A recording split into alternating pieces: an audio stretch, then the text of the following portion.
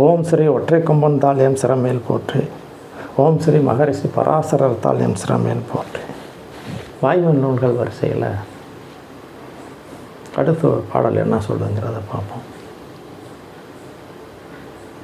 100 கோடி பிரம்மர்கள் நொந்தினர், 6 கோடி நாராயண ரங்கனே, 7 கங்கை மணலெண்ணில் இந்திரர், ஈற்றில்லாதவன் ஈசன் ஒருவனே. பின் பாடல் சொல்லுது. இப்போ 100 கோடி பிரம்மர்கள் நொந்தினர். பிரம்மப்பட்டம் வாங்கியவர்கள் 100 கோடி பேருக்கு மேலே இருக்கிறாங்க. இப்போ நவீன யுகத்தில் பட்டதாரிகள்னு சொல்லிட்டு எவ்வளோ பேர் நம்ம சொல்லிக்கிட்டு இருக்கிறோம். யாரை பார்த்தாலும் எங்கே திரும்புகிற இடமெல்லாம் பட்டதாரிகளாக இருக்கிறாங்க. முன்னாடி ஒரு 30-40 வருஷத்துக்கு முன்னாடிலாம் ஒரு சிலரை தான் குறிப்பிட்டு சொல்லுவாங்க பட்டம் பெற்றவர்ன்ட்டு. இப்போ எங்கே பார்த்தாலும் பட்டதாரிகள் அப்படி இருக்கிறாங்க இல்லையா? அது மாதிரி 100 கோடி பிரம்மர்கள், 100 கோடி பேருக்கு மேலே இருக்கிறாங்க பிரம்ம பட்டம் பெற்றவர்கள். அவா எல்லாருமே நொந்து கடைசியில் பூஜ்யம் ஆயிடுவாங்க. 6 கோடி நாராயண ரங்கனே, நாராயண பட்டம் வாங்கியவர்களும் அப்படி தான் 6 கோடி பேருக்கு மேலே இருக்கிறாங்க. அந்த விரதங்கள், அந்த நியமனங்கள், அந்த முறைகளை கடைப்பிடித்தவா அந்த நிலைக்கு வந்துடுவான். அவ்வளோதான். அப்படி அந்த பட்டம் பெற்றவர்கள் தான் 6 கோடி நாராயண ரங்கனே, 7 கங்கை மணலெண்ணில் எந்திர. கங்கை உற்பத்தி ஆகுது எங்கே? இமயத்தில் உற்பத்தி ஆகுது. முகத்துவாரம் எங்கே? கொல்கட்டாவில் கலக்குது. இது வரைக்கும் 2 கரையில் உள்ள மணலை எண்ண முடியுமா? எண்ணிடலாமா? ஆனால் இந்திர பட்டம் வாங்கியவர்களை எண்ண முடியாது. அதான் 7 கங்கை மணலெண்ணில் எந்திர. அந்த அளவுக்கு இந்திர பட்டம் வாங்கியவர்கள் இருக்கிறாங்க.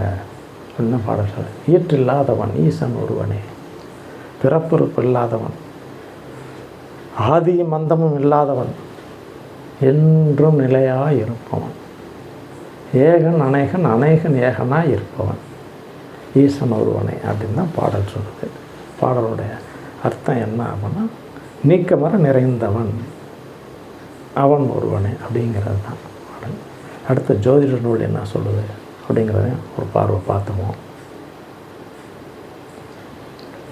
நாடியதோர் சேய் சுங்கன் கூடியன்றே நலமில்லா ஏதாரில் நிற்பாராகில், நீடியதோர் பர்த்தாவின் வலு குறைந்து நீ நிலத்தில் வருத்தமுண்டு நேமியோர்க்கு, தேடியதோர் அந்தணனை பார்ப்பானாகில் ஜெகமதிலே குறையும் என்பார் துன்பமெல்லாம், வாடியதோர் தேரமெல்லாம் நீங்கும் நீங்கும் வகுத்துட்டேன் என் நூலைத்தான் வகையுள்ளார்க்கு.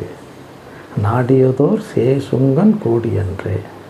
சேய் குஜ பகவான், சுங்கன் சுக்கர பகவான், கூடியன்று இவா 2 பேர் நலமில்லா ஈராறு. அப்போ நலமுடைய ஈராறு இருக்கா? இருக்குது. அப்போ கெடுபலனை கொடுக்கக்கூடியவாளுக்கு 12ஆம் இடம், 12ஆம் இடத்தில் அவள் போய் இருந்தால் அது நலமுள்ள ஈராறு. நல்லவா போய் இருந்தால் நலமில்லா ஈராறு. இப்படி நிறையா விஷயங்கள் இருக்குது. அது விஷயமாக ஒவ்வொரு பதிவையும் நம்ம அடுத்தடுத்து போட்டுருவோம்.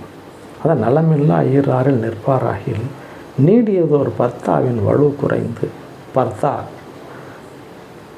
ஒரு பெண், ஒரு ஸ்திரீயோட கணவன், அவனோட உடல்நிலையை பற்றி சொல்லக்கூடிய விஷயம்.